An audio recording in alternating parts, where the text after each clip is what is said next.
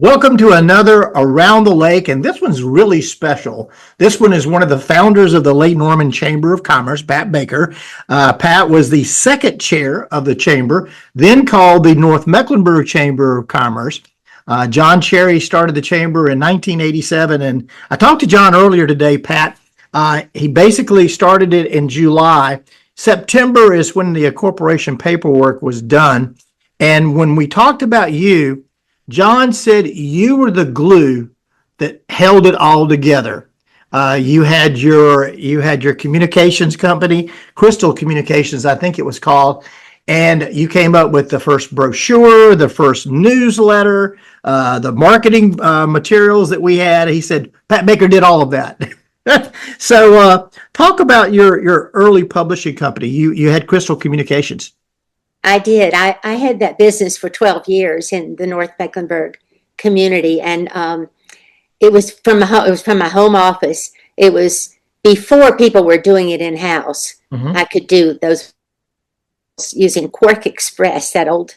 Some people may remember that. I don't know if it still exists, but anyway, that was what I used, and I was able to do those materials. And but the draw of the chamber for me and Rotary also was the community aspect of it, because right at the beginning, we were so tight because we were building something new, and we had all the excitement of that, plus getting to know each other, making friendships, and it was a small town feeling back then. I'm not sure that's still true today, but at that time we were trying to, and also trying to unite Davidson, Cornelius, and Huntersville, which was not a common thing back then.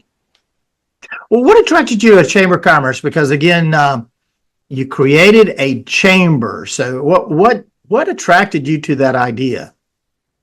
Well, we knew it was a way to network, to get to know other business people, mm-hmm. to grow our little businesses. And mine was certainly a small one, but I did have wonderful contacts through the chamber, and I did newsletters for chamber members, and it was just a way to unite us that way and get to know each other. I think something like today it would be LinkedIn, I guess, mm-hmm. except this was in person. So I think that was the main draw as far as I saw it, and building business community. So I was talking to John about the formation of Rotary, because I always knew. I joined Rotary in 1997, and I remember my orientation in Rotary was Pat Baker, Ed Kania, and Bob Cashin.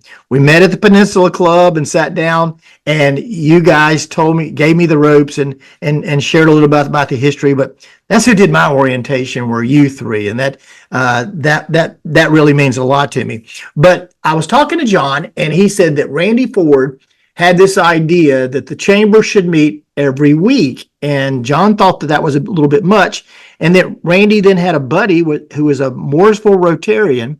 And Randy then said, well, maybe we start a Rotary Club. And so the North Mecklenburg Rotary Club was formed. And according to John's memory, it was you, Randy Ford, of course, leading the charge, Bill Alston, and himself, although he said that after like the fourth year, he got kind of burned out on the whole chamber thing. And so you three were the ones that really drove the whole North Mecklenburg Rotary. I think that's probably accurate. Yes, my memory is, boy, it seems like so long ago now, but I think that is true. And those friendships were wonderful. Working with those guys was terrific. And the interesting thing about Rotary is, I know you mentioned when you wrote to me that your memory of it was that women, there weren't very many women right. in Rotary back then, but this club, the North Mecklenburg Rotary Club, founded with 25% women. Oh, really? Yeah, and that's probably largely due to the attitude of those guys I was working with, too. And the fact that I think it was the year before that women were admitted to Rotary for mm-hmm. the first time. So we were really at the beginning of women in Rotary. But there were a number of women in that club, and it was wonderful. And I used to, whenever I traveled, I would go visit Rotary clubs internationally when we traveled, and they always, one time a fellow in England said to me, we voted to never accept lady. And I said, oh, too bad for you. but that was the way it was back then, So, yeah, still Rotary still I think is predominantly male, as that's my experience. But I'm back in Rotary. I was out of Rotary until like 2 years ago, and now I'm back in a Rotary club that meets at my retirement community. And what drew me back was what drew me then, and that's service above self. It's an opportunity to give back.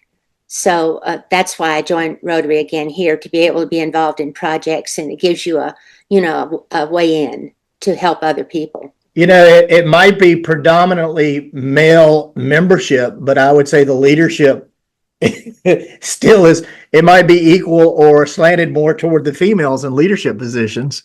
Well, we do have a tendency to step up. Pat, you were the chair of the Chamber of Commerce in 1989. Gary followed you being chair, and he was chair for a couple of years in 1991. I know that North Fest, which became Lake Fest, was something but Gary pushed. And I think the first one was in 1990, but it probably was planned in your year. Or do you remember other things that you specifically did as a board chair, or your year was accomplished? I knew you were going to ask me that question. And my husband asked me if I had reviewed, and I don't have anything to review now. You know how long ago that was. Yeah, I did. I don't remember specifics, I'm sorry to say. I wish I had a better memory of it. It's a nice, happy blur of friendship, working together, enjoyable meetings, building community, and I guess you probably have some records there of things that were accomplished, but I don't remember working very much on North Fest myself. I think that was Gary. Well, John, I spoke to John today, and he threatened to bring he said, if you've got some time, we can go up into your boardroom, and I've got a lot of stuff. I bet he does. So if you don't remember what you did in 1989, I assure you, John Cherry has kept copies of it. So I'll let you know. When you talk to him, please give him my best. I miss those old friends, and I know there was a celebration of Ed Kenya's birthday, and I missed it. But I wish I could have been there, because it would be fun to see everybody again. Looking back on where the chamber was in 1987 when you started it, and what it has become, and I know you continue to keep up with the Chamber of Commerce via social media or other things. What are you most proud of in terms of the Lake Norman Chamber of Commerce? Well, I think the fact that it was based, as I've said several times, in community, and I think I've had the feeling it still is, strongly a community organization. But actually, Bill, not to embarrass you, but bringing you on was what made it professional. That's kind. And what you have done, the work you've done in the years that followed, none of us had that ability. None of us understood that professional aspect of really building an association as you have done. So I really credit you and thank you for that, because it's wonderful to see. Yeah. Switching gears, in 1999, you closed your business and you went back to school. And I think you went back to Queens, and then you started teaching at night at Queens, and then later on you got a position at Davidson College, and you actually one of your marketing classes did a project with the Lake Norman Chamber of Commerce. But I guess what I would like to ask, and teaching at Queens University and then teaching at Davidson College, what changes have you seen young people in terms of communication, especially in the rise of technology and social media? What changes have you seen? We could see it coming on. I've been retired now for 9 years. So in the tech world, that's a long time. Mm-hmm. So my memory, my memory is not up to date, but at the time I could see it coming.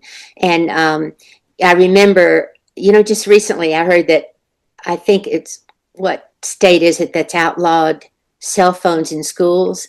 Uh-huh. And I didn't allow my students to use their phones in class, and even their laptops. But I finally had to relent a little bit on the laptops, because they really started taking notes there. But the danger is that, they'd be watching a video in class. Davidson students, not so much, because they, in that day and time, and I think to this day, they're very dedicated young people, right, who really are there to learn. But if they get bored with what you're doing, it's so much temptation, isn't it? So Yeah. much temptation. And I know that what I see around me, communication and the speed of communication, is just incredible. The way, and just in this last 9 years, if I think about the differences, and how easy it is now for you and for us to talk. And thank goodness we had that during COVID, especially. But now we can talk so easily over these miles, and that didn't exist then. Well, and staying on that theme of being a teacher, what lessons or values did you hope to instill in those students that you believe that will benefit them in their professional lives? I think the key to good communication is understanding your receiver, understanding that other person you're trying to communicate with. And the same approach doesn't work with everybody. It took me a long time to learn that, and it was really enhanced when I studied at Queens. I have a master's in organizational communication, which used to be called business communication. So it had to do with everything from one-on-one to group communication, conflict management, those kinds of issues. And I also taught public speaking.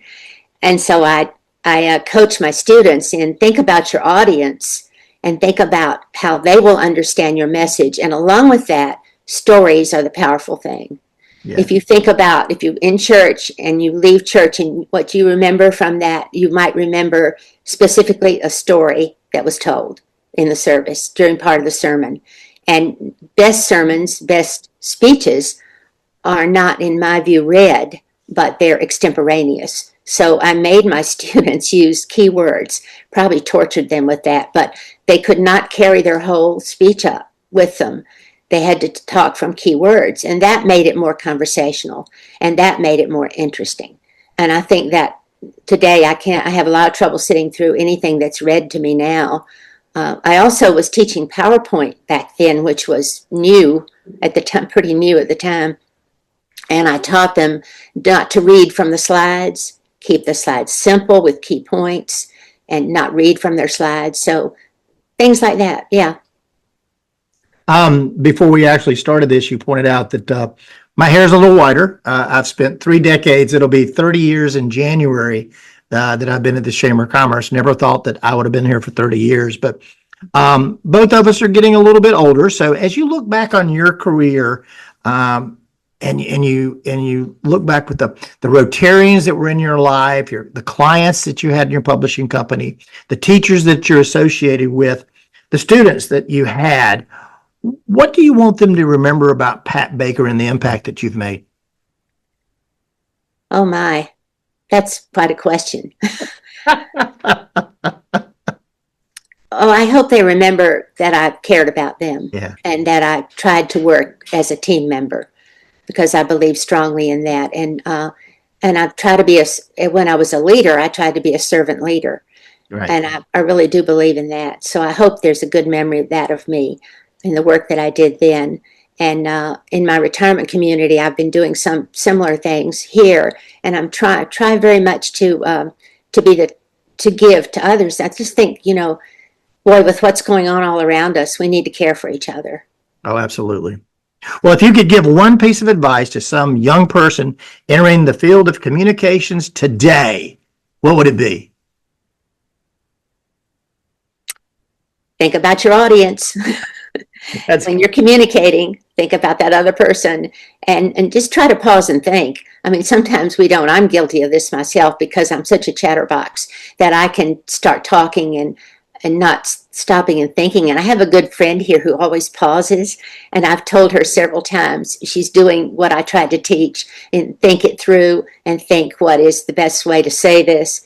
And yeah, it needs to be thoughtful, and a lot of our communication is not very thoughtful, unfortunately. And we don't think, and some of our leaders don't think about the effect of what they're saying. Mm-hmm. And so I would really urge everybody to just try to think about the other person. That's what's important. That's so true. Pat, I'm going to be going to Rotary on Wednesday, the club that you founded 30 years ago. I will do my health and happiness, and I will tell them Pat Baker sends her regards. But on behalf of the Chamber of Commerce and your year in 1989 and being one of our founding members of the Chamber, thank you so much for the impact you made on the Chamber of Commerce and our region.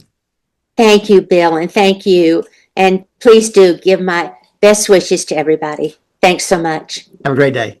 You too.